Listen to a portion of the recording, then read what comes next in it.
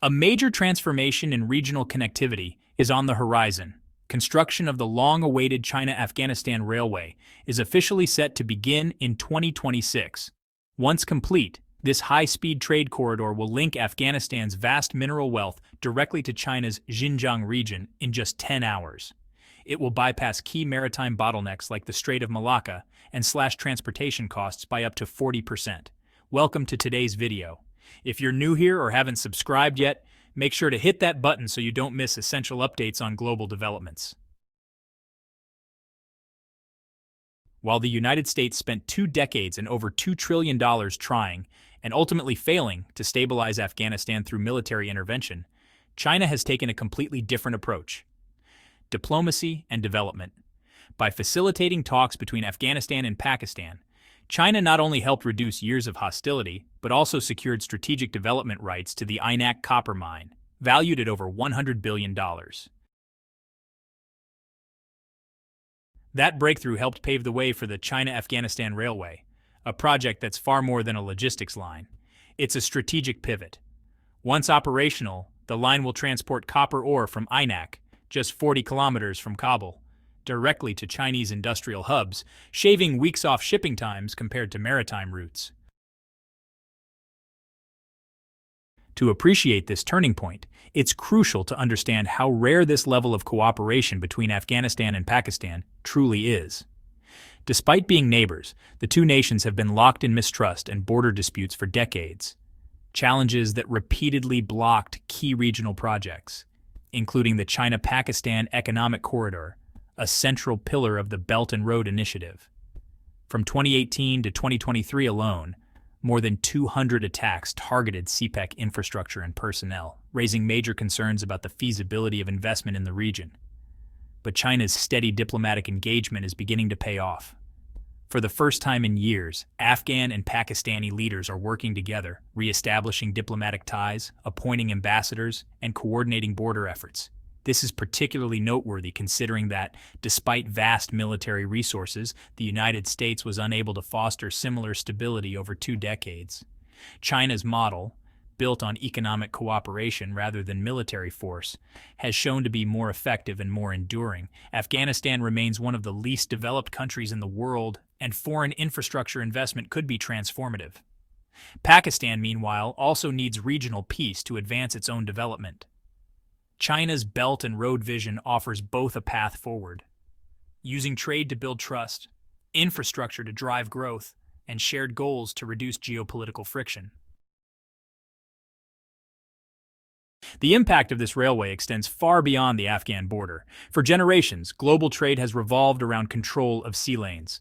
Strategic choke points like the Suez Canal and the Strait of Malacca have been synonymous with economic dominance, tools the United States Navy has long used to assert global power. But that model is evolving. Land-based trade across the vast Eurasian landmass is accelerating. Since the launch of the first China-Europe freight train in 2011, more than 77,000 trains have moved over 7 million TEUs of cargo across the continent.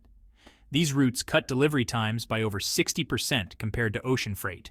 While still not as cheap as sea shipping, land routes are far more reliable and significantly less costly than air transport.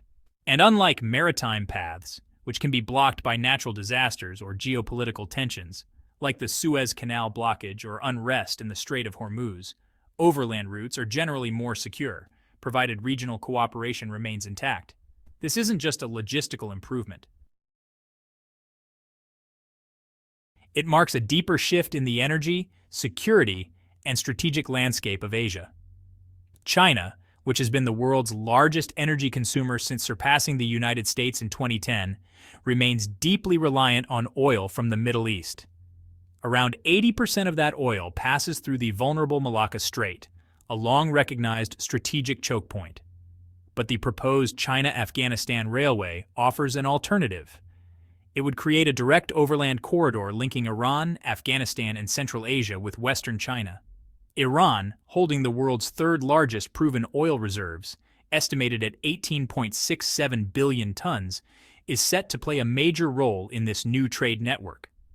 Thanks to strong diplomatic ties between China, Iran, and Pakistan, this ambitious corridor is not only possible, it's increasingly likely. This overland network also creates a powerful trade cycle. China imports essential resources from the Middle East and Central Asia while exporting manufactured goods in return. Many of these resource-rich countries lack industrial output and depend on China for reliable, cost-effective products. This interdependence strengthens long-term economic ties. The Anak copper mine is a prime example of what's at stake.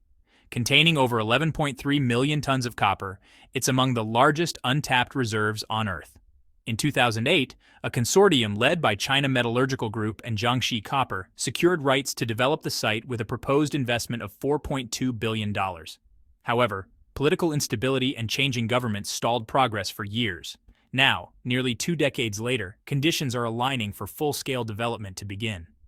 Once operational, the INAC project is expected to create around 50,000 direct jobs, with many more indirectly supported.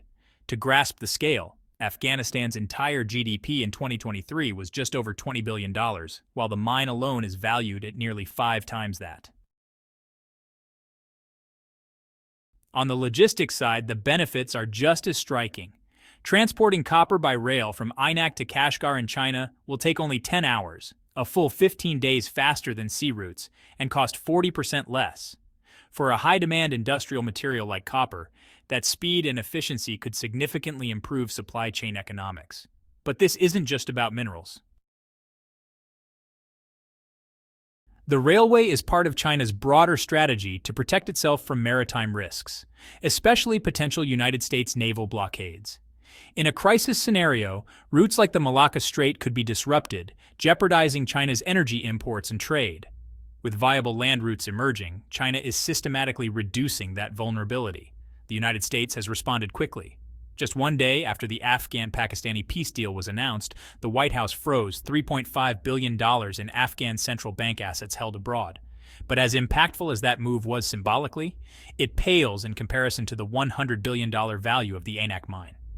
Financial pressure alone is unlikely to halt momentum. China, with its vast capital reserves, technical capability, and long-term vision, is well positioned to move forward, even without access to Western financial systems. Looking ahead, the China-Afghanistan Railway may trigger broader regional cooperation. Nations like Kazakhstan, Uzbekistan, and Russia could be drawn into deeper overland trade links with China. A massive interconnected Eurasian trade network is taking shape, with China firmly at the center. As the Belt and Road Initiative grows, the global trade map is being reshaped. China is no longer just the world's factory. It's becoming the central hub of a new kind of globalization. One built not on aircraft carriers and naval power, but on railways, highways, and pipelines. That's it for today's episode. If you found this analysis insightful, make sure to subscribe and turn on notifications. We'll be exploring more of these stories every week. See you next time.